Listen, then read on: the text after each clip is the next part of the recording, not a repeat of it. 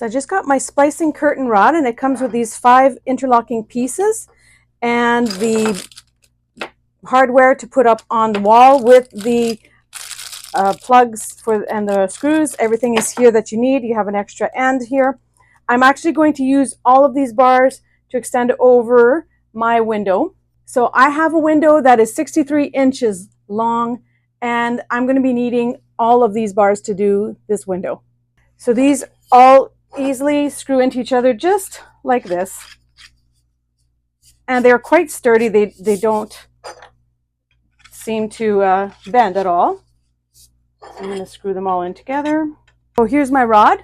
It's going to fit nicely over top of this window here.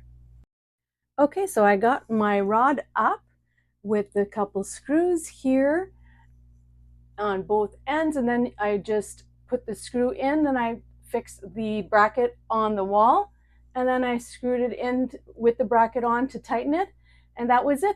The rod itself just clicks on top, and now I'm just waiting for my curtains. I've ordered some sheer curtains to put here, and once those come out, this project will be complete. But it only took me about 15 minutes, and it was quite an easy job.